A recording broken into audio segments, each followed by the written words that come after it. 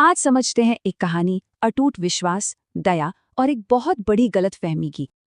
ये कहानी है लेंचो की, एक किसान जिसने सच में ऐसा ही किया। चलिए देखते हैं। तो ये है लेंचो, एक मेहनती किसान जिसकी दुनिया उसके मक्के के खेत में ही बसती थी। अपने परिवार का पेट पालने के लिए उसे बस एक ही चीज का इंतजार था, एक अच्छी जोरदार बारिश। और फिर खाने के वक्त बारिश शुरू हो गई। उसकी तो जैसे मुराद ही पूरी हो गई। उसके लिए ये बूंदें पानी नहीं थीं, बल्कि आसमान से बरसते हुए चांदी के नए सिक्के थे।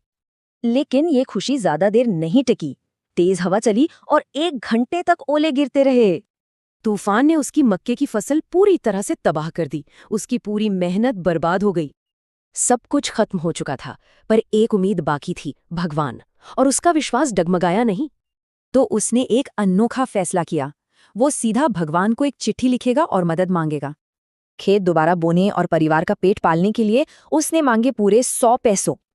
और चिट्ठी पर पता क्या लिखा? भगवान को। पोस्ट ऑफिस में डाकिया तो ये देखकर हंस पड़ा। लेकिन पोस्टमास्टर, जो एक नेक इंसान था, वो लेंचो के इस अटूट विश्वास से बहुत इम्प्रेस हुआ। उसने तय किया कि इस विश्वास को टूटने नहीं देना है। पर जवाब के लिए सिर्फ अच्छी नीयत काफी नहीं थी। तो उसने अपनी सैलरी का हिस्सा दिया और बाकी कर्मचारियों और दोस्तों से भी मदद के लिए पैसे इकट्ठे किए।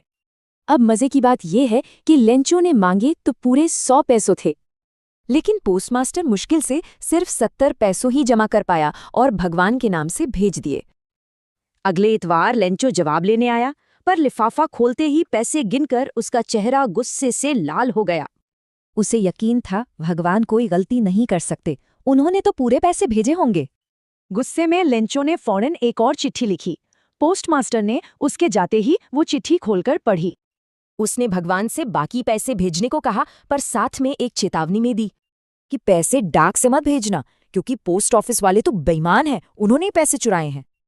तो ये कहानी विश्वास की है या एक गहरी विडंबना की? यही इस कहानी का सबसे